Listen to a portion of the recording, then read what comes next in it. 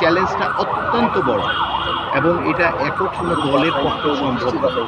বিরোধী দল সংসদ বর্জনের যে পুরনো কালচার তার থেকে বের হয়ে সংসদে ইতিবাচক ভূমিকা পালন করে আমাদের যে জুলাই সনদের মূল স্পিরিট সেটাকে বাস্তবায়ন করার চেষ্টা করতে হবে, যেটা জাতীয়তাবাদী দলের প্রধান চেয়ারম্যান তারেক রহমান নিজেও এই হাঁ ভোটের পক্ষে তিনি কথা বলেছেন এবং তার স্পিরিটটা সেটাই।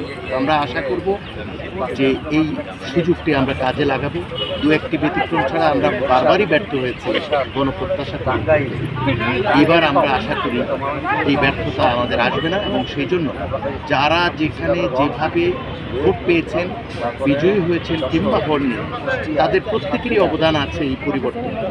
ফলে এই পরিবর্তনের মাধ্যমে যে সরকার আসবে, যে দায়িত্ব পালন করবার কথা, সেটা যারা নির্বাচনে আসেননি তাদেরও কিন্তু অবদানের মাধ্যমে যেহেতু হয়েছে, অংশগ্রহণের মাধ্যমে হয়েছে, তাদের সহযোগিতাও নিয়েছে।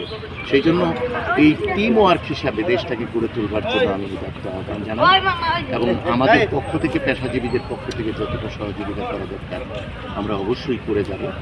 এবং আমি আশা করি আমাদের মতো অন্য যারা আছেন অন্য পেশায় তারাও সহযোগিতা করে যাবে, সরকার এবং রাজনৈতিক দলগুলোকে, সিভিল সোসাইটি।